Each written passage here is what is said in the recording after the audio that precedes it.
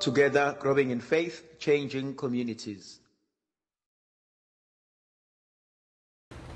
Together, growing in faith, changing communities.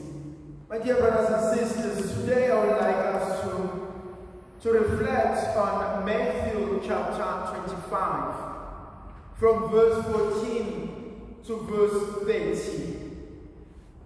Jesus tells a parable, and he says the kingdom of heaven may be compared to a man who goes on a journey. And upon going on a journey, he makes a decision, and he calls his servants, and he asks them to come to him, and he divides the property. To this one he gives 5, to this one he gives 2, and to this one he gives 1.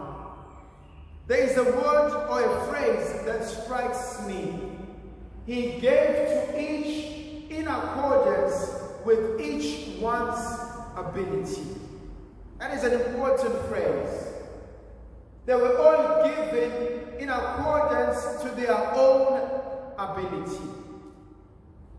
I'm now asking myself as I look at this man who wants to give his property, who wants to invest into these people.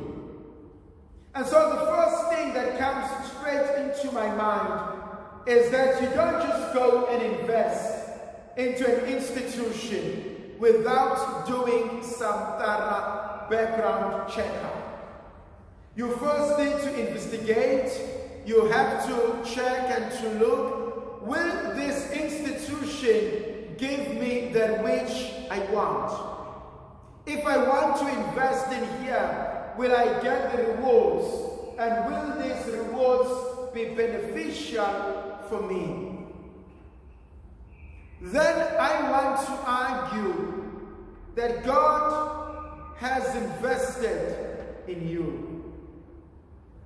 And that is an important thing for me. That God has looked into you. He knows what you are capable of doing. He knows what you have done. And he knows what you can still do. And so God says, I want to invest in you. I want to give you something. Because I know that in giving you something, I will get the returns. I will get the profit. I will get something out of you. I may not believe in myself. I may not believe in my abilities. I may not believe in what I can achieve. I can look into my life and I have proof. I can go through my own experiences and I can tell you how often I have failed. But there's something absolutely amazing with God. He's not interested in the end results. He's interested in how you have been going and doing the thing. If ever I was to start a business, one of the people that I think I would like to employ are the people who stand on the road day in and day out and beg. For few lessons they have taught me: patience, consistency, and the ability to rise above negative comments, even rejection. To actually think that they can go and stand on the streets, whether there's sun or there's rain, whether there's wind, whether they're insulted, but they stand there today, tomorrow, and the next day. And sometimes, dear brothers and sisters, we don't need to judge our ability by the end results. We need to judge our ability by consistency. Am I consistent enough in what I am doing? The second thing that I love and I think it speaks to me. He gave them according to their ability. I once did a reflection on my capacity. Do I have the capacity to hold that which God has given me? Do I have the capacity to enjoy anything and everything that comes into my life? Immediately, I am reminded of the story of the sons of Zebedee, James and John. Their mother goes to Jesus with them, and they say to Jesus, "Can one of my sons sit on your right and the other one on your left?" And Jesus says, "To sit on my right or on my left is not for me to give. That belongs to God." But there is an old question that Jesus asks: can they drink the cup? How many of us have prayed for success? How many of us have prayed for a successful relationship? How many of us have prayed for a successful career? How many of us want to be wealthy? How many of us want peace? How many of us want a successful marriage?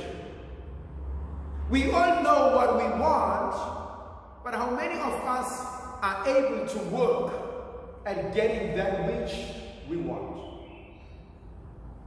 If I want to be a successful man, if I want to be a successful woman, am I able to tell my friends, "I'm sorry, I cannot go out with you over the weekend"? Am I able to tell myself, "I'm unable to go for movies tonight"? Am I able to sit through the night and go through my books in order for me to succeed?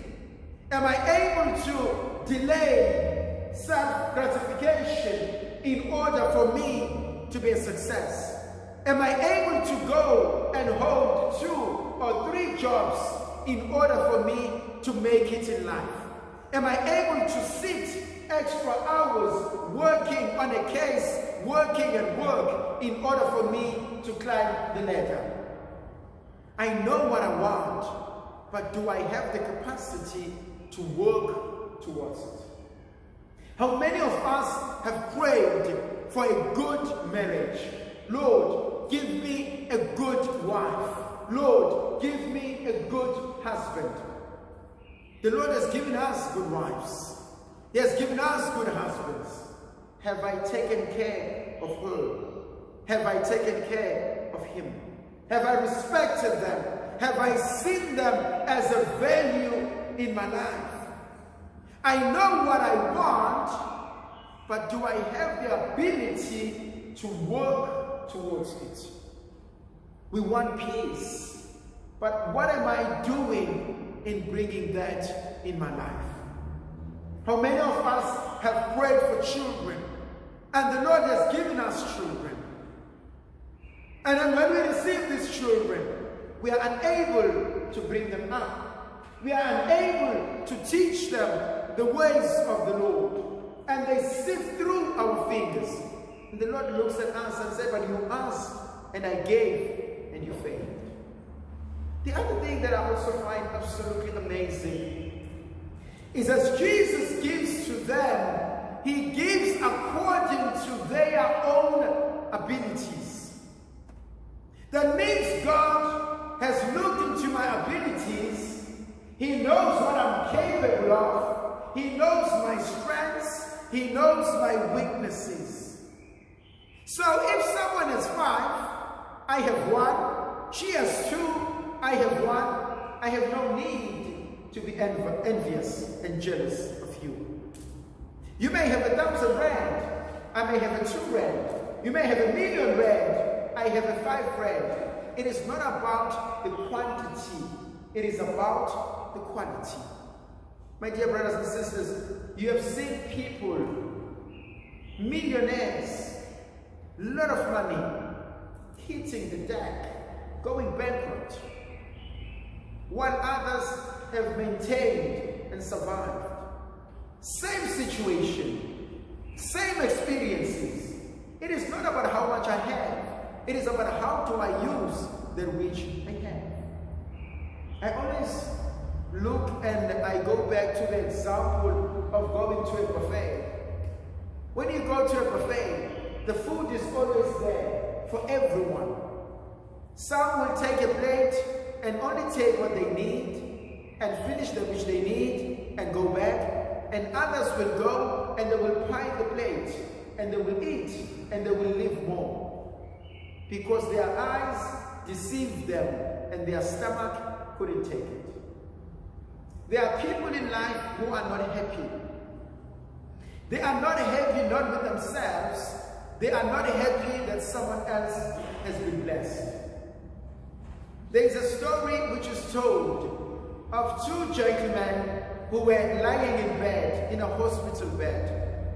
One was lying next to the window and the other one towards the wall. And the one who was lying next to the window could see that the other friend was going into depression and he was not doing well. So every day as he looked through the window, he will tell the other one who was lying bed reading on the window and tell bed reading next to the door, next to the wall, and he will tell him, wow, look at those beautiful kids. Look at them. There's a child who's wearing this. There's a child who's doing this. I can see a mother playing with their child. I can see a father kicking a ball and trying to do all the things to cheer him up. And eventually he succeeded to cheer him up, and he was well again, and he was fine, and he was full of life. But every day this man who laid next to the window will tell him stories. So one night he got a little bit sick and it was too much. And this one was okay. And so he called out for him and said, would you please get me a glass of water and call the nurses on me? He was bedridden, he couldn't, but the other one was now okay. So this one got up. Instead of getting him a glass of water and calling the nurses, what did he do? He took the pillow and he choked him to death. And the reason was because he wanted this bed so he can see all these other things.